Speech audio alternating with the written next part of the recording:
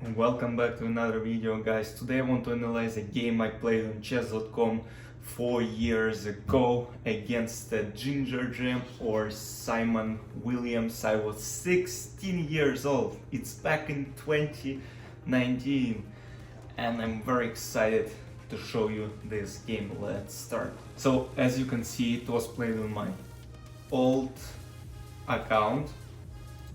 I was playing with white pieces. My rating was 25-67. It was 3 minutes blitz.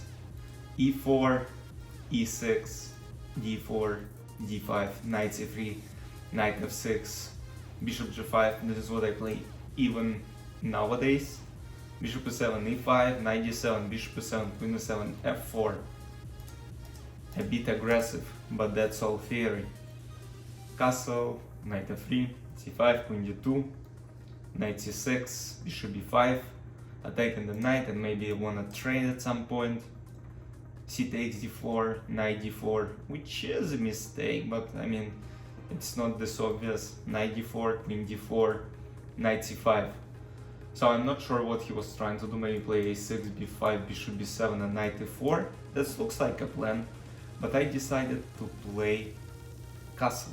Long castle, so I can have some attacking opportunities on king side.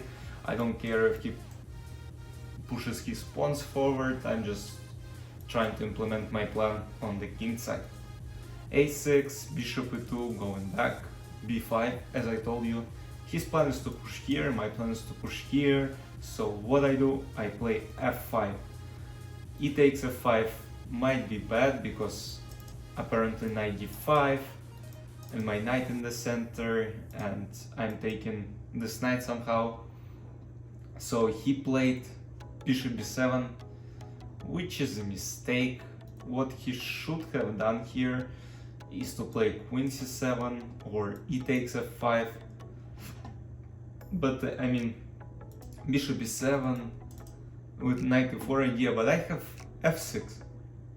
I push my pawn forward. And what happened is, like, I wanna go queen g4 and checkmate him. And he decided to go queen c7, and it's the only move, because if takes, queen g4 is inevitable.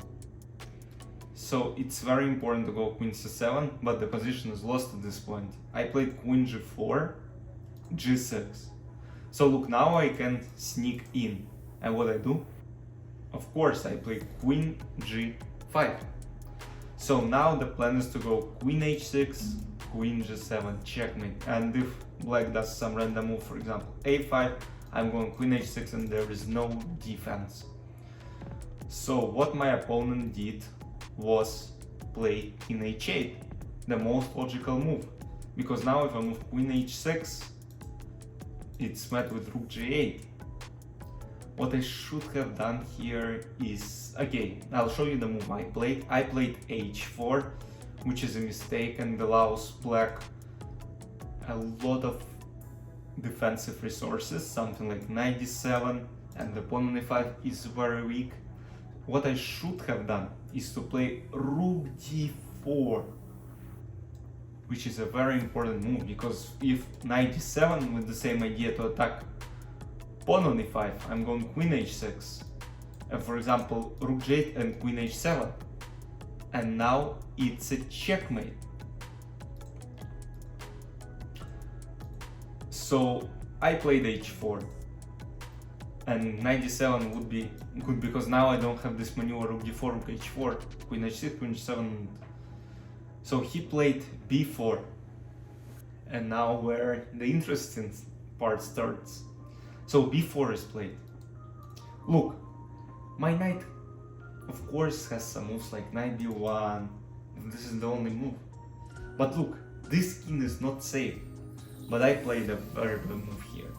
What I should have done is just push h5. And what would probably happen? Queen h6 here first, not h takes g6. Because c takes b2, king b1, and f takes g6, and I'm lost. But queen h6 And for example, c takes b2, king d1, rook g8, and h takes g6. Oh, I don't want to show this.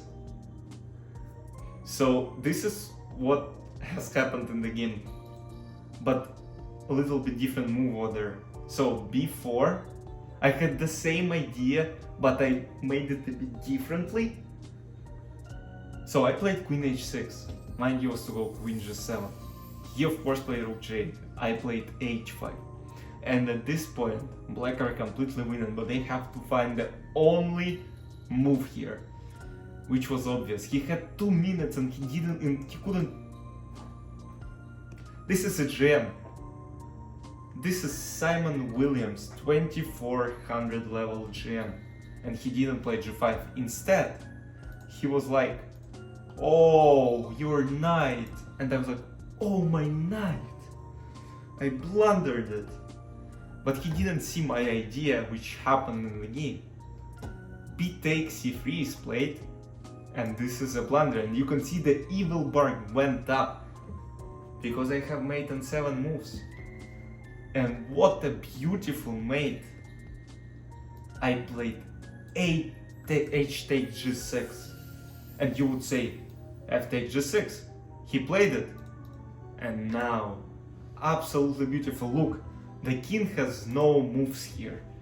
H-file is open. If the pawn wasn't here and for example queens were off the board, I could. This is a checkmate basically. So I played queen h7, queen h7, rook h7, king h7, and rook h1 is a checkmate. I was 16 years old and I just found that game and I was like, oh, I was good back in time. I mean, I'm good right now as well, but what a game by me. One of the greatest game by me against a strong grandmaster-Simon Williams, or aka Ginger Jam.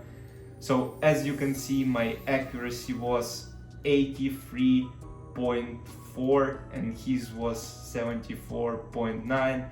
I played like 2700 guy.